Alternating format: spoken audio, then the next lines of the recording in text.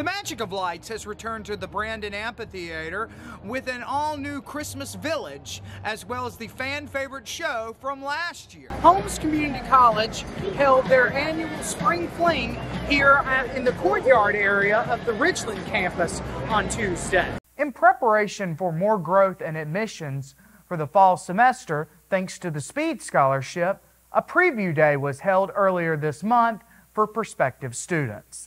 The Global Education Office hosted their annual International Festival on Friday. I spoke with the organizers and the performers on what it meant to spotlight their culture. Hundreds of MC students, faculty, and community members flocked to the Gore Arts Complex a couple weeks ago for the Communication Department's production of Anne of Green Gables. I went behind the scenes to see how this classic was brought to life on stage.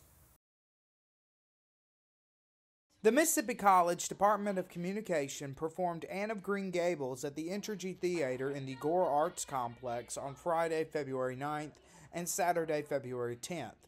The play is based on the 1908 novel of the same name by L.M. Montgomery and used a script adapted by Peter de Lumiere.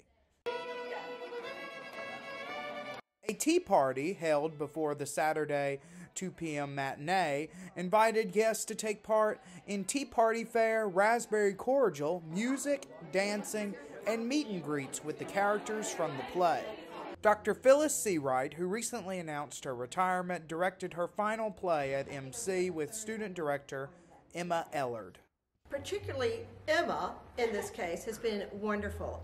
Early on, Emma had said, I want to work with this show, and I said, great. And so then she took off and did all of the production work, all the planning, and because she's had a significant amount of theater work, she knows how staging is supposed to work. She knows how to work with the actors. She's an actor herself.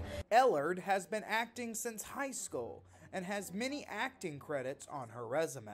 This experience has been really, really so profound and rewarding for me because of the community that I found in it and the sort of, I guess, fulfillment that I found in it. Watching something that, you know, you had such a hand in sort of come to life on stage, it's been really, really cool. Hundreds flocked to the auditorium for the 3 shows over the weekend. Senior Bio Pre-Med major Austin Flynn and Junior Digital Illustration major Eleanor Acton attended the afternoon matinee on Saturday.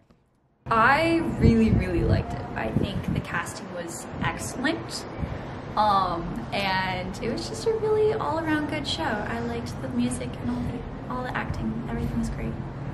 I thought the acting was wonderful. From what I remember the movies, they followed the storyline really nicely and did a beautiful adaptation. With MCTV, I'm Elijah Mangum. 7 ways to get into this fair, and every way you're going through metal detectors. And we recognize the right to have concealed carry for law-abiding citizens, but what we see is if anybody's trying to slip something in, somebody up to no good, they're not even going to try to come through the metal detectors. So it's worked, and we expect it will continue to work. Law enforcement agencies from across the state, as well as some private security, work together to further ensure an overwhelming police presence. Commissioner Gibson also addressed concerns families still have over the safety of the fairgrounds. And everybody who comes here to the fair should know that it is safe to come to bring their family. I'm here every day with my family because we have to do whatever it takes to keep our events going, to keep our traditions alive.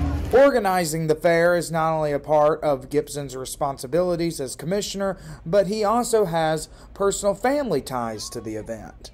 My parents met at the Mississippi State Fair. I probably wouldn't exist if it weren't for the State Fair. There is a similar connection for Bobby Spikes of Madison, who has attended the fair with her husband Carrie and their children every year. The fair has a special meaning to us. My parents met at the fair in 1945. And she was like 18, he was 28. They met here and ended up getting married the next year, and they always made sure they had 5 children. We were in this fair every single year as a child, you know, we just grew up. It's part of our life. In addition to the yearly rides and food, American Idol auditions were held at the fair, with the top 5 advancing to have a chance to compete on the main show. There has also been concerts, comedy acts, and a mini Dixie National Rodeo running through the week. The fair began on October 5th and will run through October 15th. On assignment for Darkhorse Press, I'm Elijah Mangum.